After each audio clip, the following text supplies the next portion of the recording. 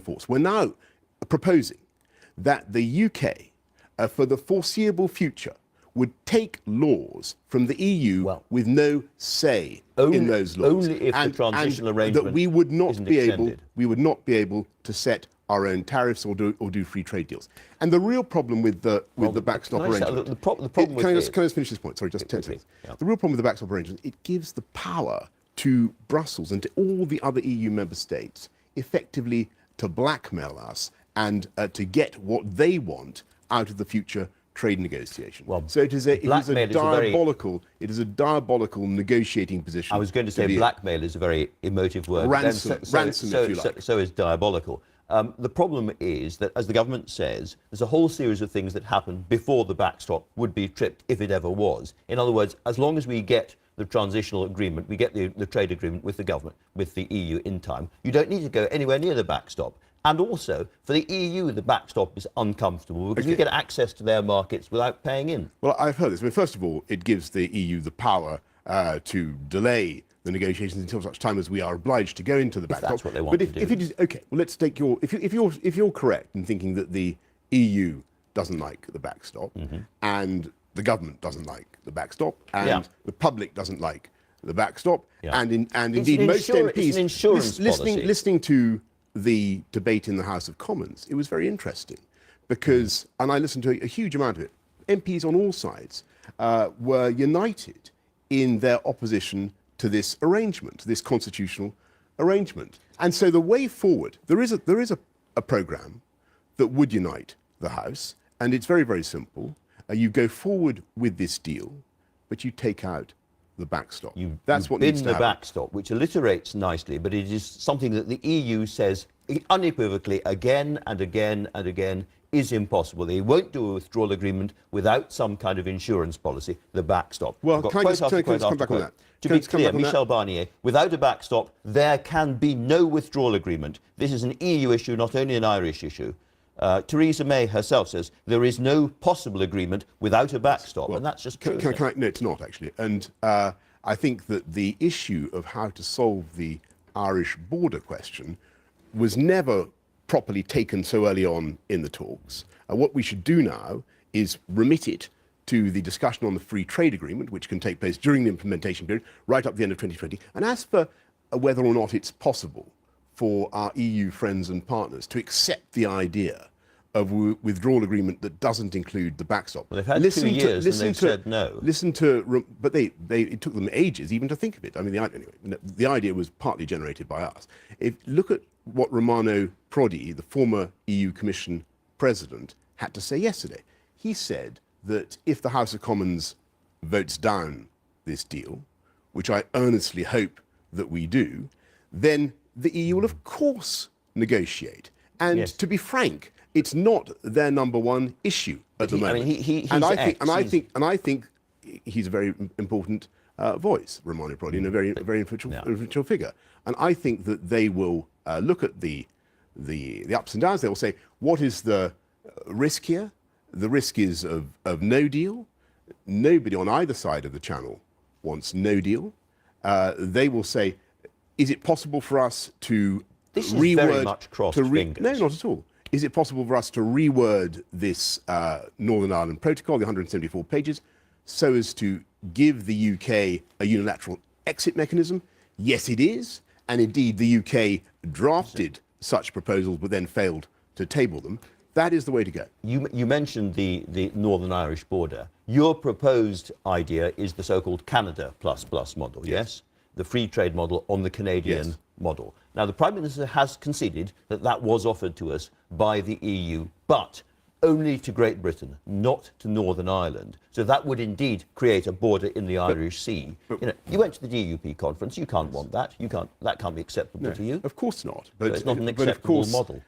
What the EU is trying to do is to give us an absolutely unacceptable choice. They're trying to say you can either divide your country or the whole country can remain in subjection forever, accepting EU law and bound by EU trade rules. So that's the choice that they're trying to offer.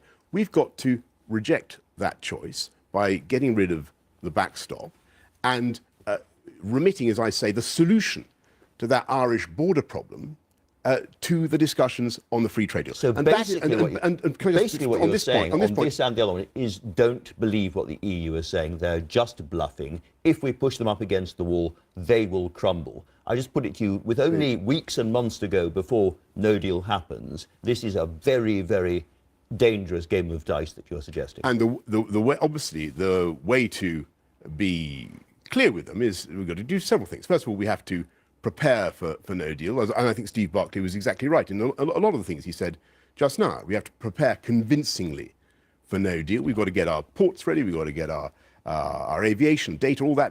We can get all that ready. But we need to be clear with them that unless they help us, then there is a risk of no deal. And to incentivize them further, we should say that we will delay the payment of at least half the 39. Can I just finish this?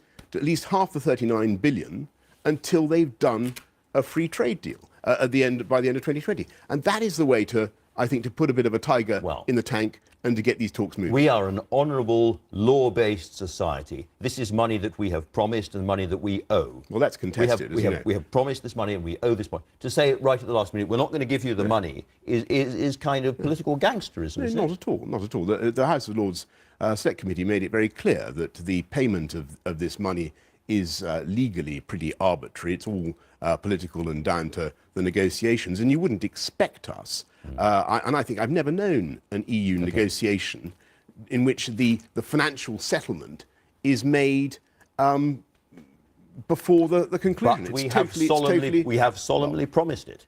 As a government, Britain has promised this money. I may say I think it's been a great mistake to take you were in the cabinet when it was payment of the so-called debts. You may say it's a mistake now, but you were in the cabinet, and the government promised this money. You will have observed that I resigned from the cabinet in protest of the way the negotiations. In protest of the deal that I eventually, reluctantly, came to the conclusion we were about to do. And actually, since I left, I'm afraid my predictions have been more than vindicated. It's got worse. I never expected that we would end up in a situation where we would be seriously saying that we were going to be willing to remain locked in this backstop arrangement without any unilateral escape mechanism. I just want to come back to this point, because I think this is the way out for our country and for the Prime Minister.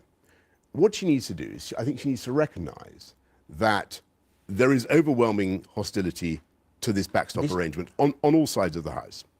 And that is the thing that needs to be changed. But there is support for much else that she has negotiated. And the stuff on citizens, looking after the 3.2 million here in this country, looking after UK citizens Let me abroad, put it to you gently. all that is very sensible. Let me put it to you gently, that to suggest the Prime Minister at this stage, having completed the negotiations, everyone says these negotiations are over, could go back to Brussels between now and Christmas and get the backstop removed, is fantasy politics. It's never going to happen. It's unicorns. No, let me suggest to you gently, Andrew, that every single EU negotiation, and we both have covered a few, concludes in exactly this way. And the horses change places in the final furlong. Except this one's over. This is where the deals are done. Nothing is over until it's over. And it will be, let me put it this way. If the Prime Minister is able to go back to Brussels this week, and say, I'm afraid that the Irish backstop solution that you have come up with is very unpopular, not just with the country, but also with the House of Commons. And if the House of Commons gives her, as I think it will, a powerful mandate to change that backstop. Well, defeats her by 100 votes is a funny kind of powerful mandate. Powerful mandate to change that backstop. Then I think, as Romano Prodi, the former EU Commission President, has said, they will listen. Because what they want is the best possible deal with the UK, a deal that keeps their goods and services flowing on either side of the channel, and neither side wants to go out with a no-deal Brexit. Why should people take your word for this? Because I think they don't have to take my word. I'm simply giving you the best opinion I can possibly give about the way forward. And I think it's very, very sad. Is that she loses the vote. Go on. She loses the vote. The government is in effect collapsing, and Britain has the choice between a very soft Brexit, a Norway-style Brexit, or possibly a referendum and no Brexit at all. And that is where you are leading. No, I don't think either of those things are remotely likely. And I think both of them would be a betrayal of the referendum result, as Steve Barclay was saying just now. I think that both the Norway solution and a second referendum have grave, grave defects. The Norway solution, as Steve was saying just now, would mean that we were subject to EU regulation over an even broader swathe of things than we are under the current, under the deals proposed by the Prime Minister. And as for a second referendum, you're against it. I think the people of this country would think it was absolutely extraordinary to ask them to vote again when the politicians haven't even implemented the verdict of the first referendum. And just have go you back ever to contemplated a second referendum as a way out of this? No, I don't want a second referendum. I don't think it should be the way it is. Interestingly, if you look at this issue of the backstop, the people and Parliament are actually together. People say, there's no majority in Parliament for anything. There is a majority for going forward with this deal, but minus the trap of the backstop. Speaker after speaker stood up to explain that point of view. That's what I believe in. It's what I think is what at least half the cabinet believes in. I think it's secretly probably what the Prime Minister believes in. Let's go ahead, go back to Brussels and get this thing done in a serious way that allows us to take back control. Are you seriously asking people to believe the Prime Minister could lose this vote in a massive way in the House of Commons and remain as Prime Minister and go and renegotiate again? She'd be finished. Of course, and of course, really? that is exactly All what your needs to, including you, that's are exactly preparing what for a needs to, leadership that is election, exactly what needs to happen. And I think that what people want to hear now is not stuff about leadership elections and personalities. What they want to hear is there a plan to get out of this mess? And it is a mess. Well, in that case, can you give me an absolute categorical promise here and now that you will not stand against Theresa May? I will give you an absolute categorical promise that I will continue to advocate what I think is the most sensible, I'm asking you to promise that you're not going to stand against her, because you are going to stand against her. I'm going to offer you the most sensible plan to get out of this mess, and a plan which, by the way, I think the British people want to hear about. You're going to stand against her. You can see number 10 in your grasp very, very quickly. And can I put it to you, you have spoken to other Conservatives offering them jobs in a Boris Johnson administration. Well, I can tell you that that's nonsense. But if you want to reduce this debate to personalities and the personality political of the Prime gossip, Minister is not unimportant. Personalities and political gossip, then that's obviously open to you. But I think actually what people want to hear is, how do we get out of the mess of the backstop?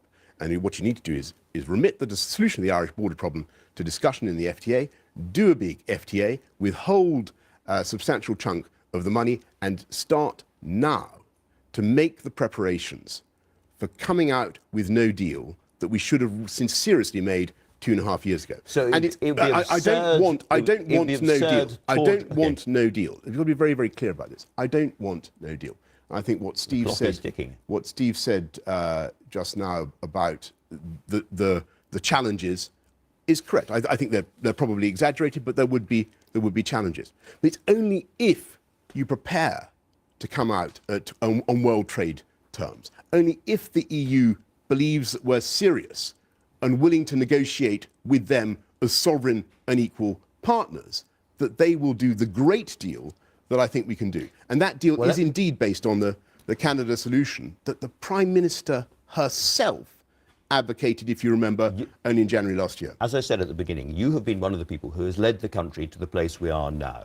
The clock is ticking. No deal is perfectly possible. If, in the circumstances of no deal, lots of people watching this programme, doing proper engineering jobs, working in the food processing industry, the car industry and so forth, up and down the country, lose their jobs as a result of that, will you take personal responsibility? Of course I will. You will. And do not underestimate the deep sense of personal responsibility I feel for Brexit and for everything that has happened. Do not underestimate how much I care about this, because this is fundamental to our country. And it absolutely breaks my heart to think that after all that we fought for, all that we campaigned for, all that Steve Barclay campaigned for, everybody believes in, that we should consign ourselves to a future in which the EU effectively rules us in many, many respects, and yet we have no say round the table in Brussels. That is an absurdity. We cannot go down that route.